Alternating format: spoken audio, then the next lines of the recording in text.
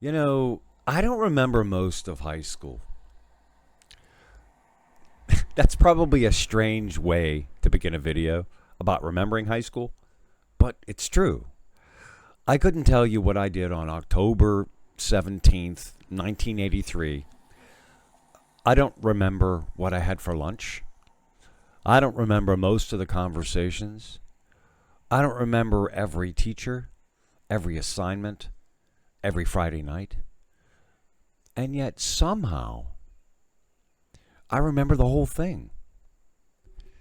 I remember what the hallway felt like between classes. I remember that strange combination of floor wax, paper, cafeteria food, and whatever industrial cleaners schools apparently purchased by the railroad car.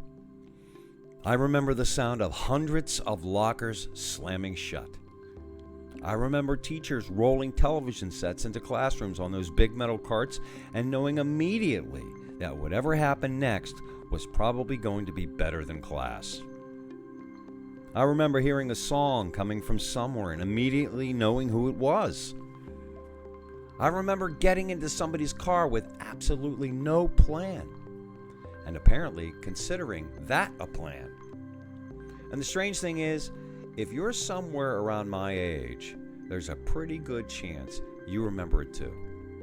Maybe not my school, maybe not my town, maybe not my friends, but somehow, I've been thinking about this lately.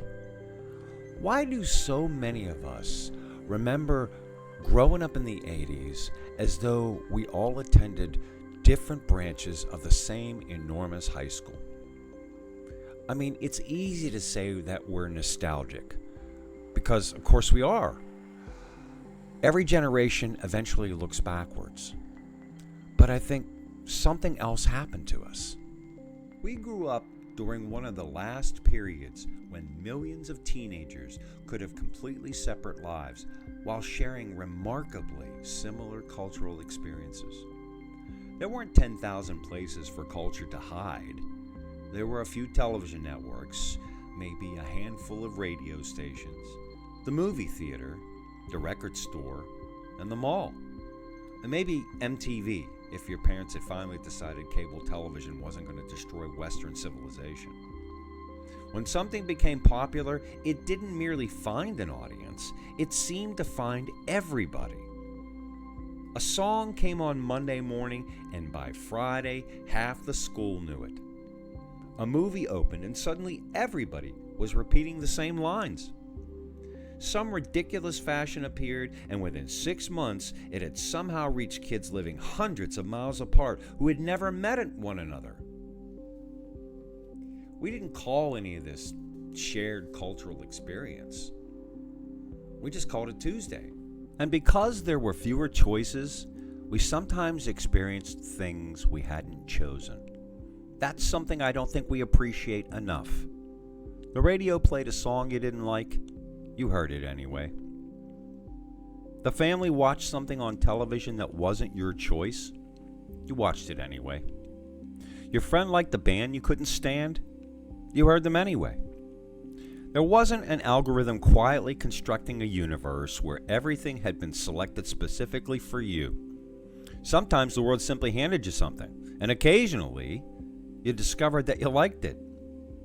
Maybe that's part of why the memories overlap so much. Our individual lives were different, but the background music was remarkably similar. But there was another side to growing up that seems almost contradictory. While our culture was incredibly shared, our actual lives were remarkably different. You could leave the house and disappear. Not disappear in the frightening sense. Just go somewhere. Your parents couldn't track your phone because you didn't have one. Your friends couldn't text you because nobody could. There was no little blue dot representing your existence on the map. If you told your mother you were going to Mike's house, there was a reasonable possibility that several hours later, neither you nor Mike were anywhere near Mike's house. And somehow, civilization continued. We had meeting places because we actually needed them. You didn't text 5 people and ask where everybody was. You already knew where everybody was likely to be. There were places. The mall, the arcade, the parking lot, the pizza shop, somebody's basement, somebody's house whose parents seemed mysteriously unconcerned that 15 teenagers had suddenly appeared. And sometimes you went there, and nobody was there. That was it. You couldn't send a message asking where everybody went. You had to make a decision. Wait, go home, drive around, find somebody else. It sounds ridiculously inefficient now. It was. But inefficiency had an interesting side effect. Things happened. Wrong turns became afternoons. Waiting for somebody became conversations. Boredom became invention. Plans changed because nobody could update the plan. And sometimes the best night began because the original night had completely fallen apart. We were unreachable. And because we were unreachable, we had to deal with wherever we actually were. There was no second world in our pocket waiting to rescue us from boredom. If you were sitting somewhere with 3 other people, those 3 people were the entertainment. Maybe that's why we remember the conversations, or at least the feeling of them. But here's the part I think we've forgotten. Almost none of it was recorded.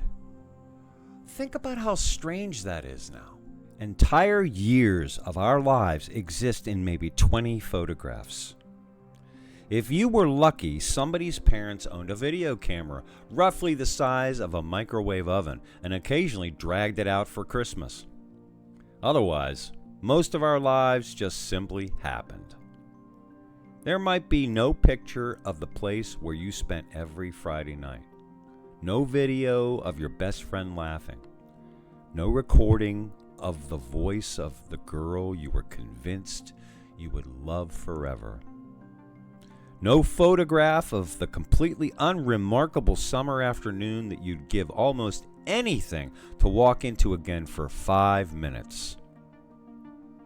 And there are people we once knew incredibly well, whose younger faces we can barely reconstruct anymore. That's a strange realization. Somebody could have occupied nearly every day of your life for 3 years. Then life happened.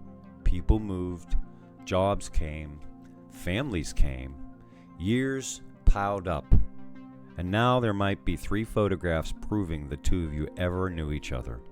We didn't know those moments needed preserving, because when you're 16, you assume there will always be another Friday night, don't you?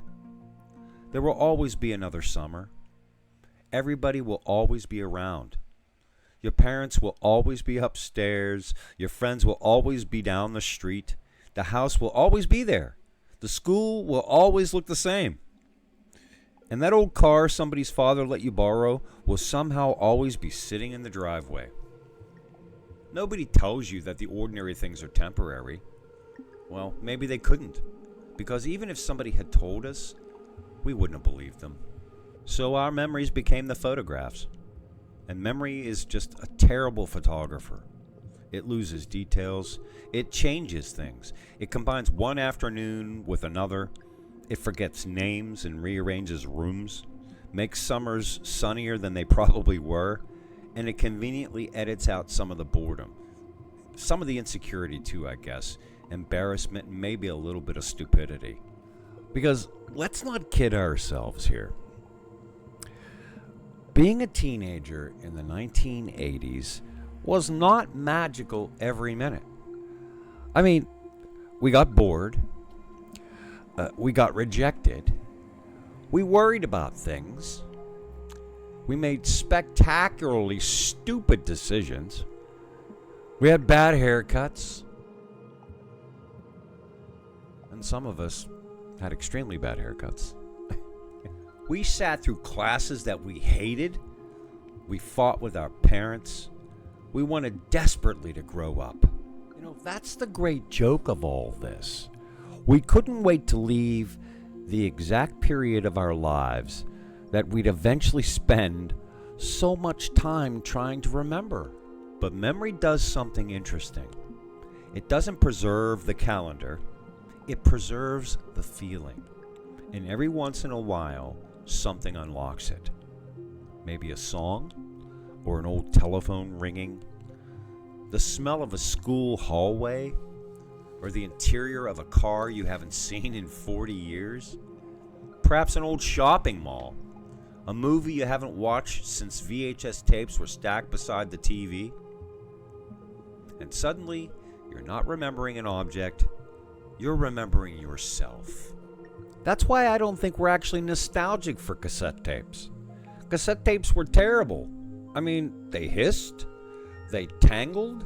Sometimes the machine ate them and you'd spend 20 minutes performing surgery with a pencil. You know, we're not really nostalgic for rotary phones and television antennas or cars that didn't start when it got cold. Those things are just markers. They're like coordinates. The little road signs pointing towards somewhere we can no longer physically visit. We're nostalgic for who we were when those things were ordinary. We're remembering what it felt like when almost everything in our lives was still ahead of us. When 40 seemed ancient. When our parents seemed like they had everything figured out. And then one day, without anybody announcing it, we became older than our parents were in most of our memories. That is a strange day. You look at an old photograph of your dad standing beside the family car and realize he was 38. You remember him as a fully formed adult who understood mortgages and furnaces and insurance, lawnmowers, and whatever other mysterious knowledge father seemed to possess. Then you realize you've passed that age yourself, and suddenly the photograph changes. He's not just your father anymore. He's a young guy trying to figure everything out, just like you were. Just like your kids may someday discover about you. Maybe that's another reason these memories become more powerful as we get older. I mean, we finally understand things we couldn't understand while they were happening. We understand how young our parents actually were. We understand why they worried. We understand why money mattered. We understand why Dad got irritated when somebody left every light in the house on. And we understand something much larger. The adults weren't standing still while we grew up. They were growing older too. We just couldn't see it. And then there are the friends. Some are still there. Some disappeared into completely different lives. Some you could probably call tomorrow, and within 30 seconds, the 40-year gap would vanish. And then there's some that aren't here anymore. That's where nostalgia changes. It stops being merely fun, because eventually an old photograph contains people you can no longer call. An old song reminds you of somebody who will never hear it again. A place you remember has been demolished. The arcade became a pharmacy. The school was renovated. The house belongs to somebody else. The parking lot is still there, but somehow it looks much smaller. And maybe that's why we keep going back. Not because we believe that everything was better. It wasn't. I mean, not because we want to live without modern medicine or GPS or the ability to settle an argument in 12 seconds by looking something up. I don't want to go backwards. I don't think most of us actually do. What we want is something impossible. We want to visit. Just for an afternoon. We'd like to walk through those doors knowing what we know now. We'd like to sit in that kitchen one more time. Hear those voices.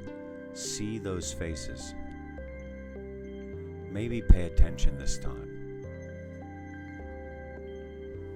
And I think this is where it all becomes something more than nostalgia, because there's a lesson hiding in here. When we were living in those days, we didn't know they were special. Nobody woke up on a Saturday morning in 1984 and said, "This is one of the days I'm going to miss when I'm 60. It was just Saturday. And that's exactly the point. The days that become precious usually don't announce themselves. They're ordinary while we're living them, which means there's a very good chance that it's happening again, right now. Maybe 20 years from now, you won't desperately want to return to 1985. Maybe you'll want one more afternoon in 2026. Maybe you'll want to walk into the house you're sitting in right now. Maybe you'll want to hear the voice of somebody you spoke to this morning. Maybe you'll miss the annoying dog barking in the next room. Maybe you'll miss your wife asking you something while you're trying to watch television. Or maybe you'll miss the job you currently complain about. Maybe you'll even look at a photograph of yourself today and think, God, I was young. That's the part nostalgia can teach us if we let it. The past isn't valuable because everything was better. It's valuable because it happened. We were there. We got one trip through it, and we didn't realize how quickly the scenery was moving past the window. So maybe celebrating being a Gen X kid shouldn't mean trying to create 1985. Maybe it means remembering what 1985 actually taught us. So go somewhere without needing a reason. Call the friend you haven't talked to in a long time. Play that old song too loud. Tell the same stupid story everybody has already heard 100 times. Laugh when somebody gets the details wrong. Keep a few photographs, but occasionally put the camera down, because 40 years from now, the thing you treasure probably won't be the perfect photograph. It'll be remembering what was happening outside the frame. We were lucky. Not because our generation was better, not because our music was better, although I'm willing to argue that one. We were lucky because we got to be there. We got those hallways, those cars, those friends, those summers, those Friday nights when nothing happened. And now we're old enough to understand something our 16-year-old selves couldn't possibly understood. Nothing happening was an event. Being there was an event. Being together was an event. And maybe that's the real reason that so many Gen Xers seem to have the same memories. We didn't have the same lives. We just happened to pass through the same little window in history at the same time. Millions of us in different towns with different friends, listening to the same songs and thinking our little corner of the world would somehow stay exactly the way it was forever. It didn't. It couldn't. And maybe it shouldn't have, because part of loving a time is eventually having to let it become a memory. So celebrate it. Tell the stories. Play the music. Laugh about the clothes. Remember the people who were there. Remember the people who aren't. But don't spend so much time looking through the rearview mirror, because then you miss what's outside the windshield. Because someday, this is going to be the good old days too.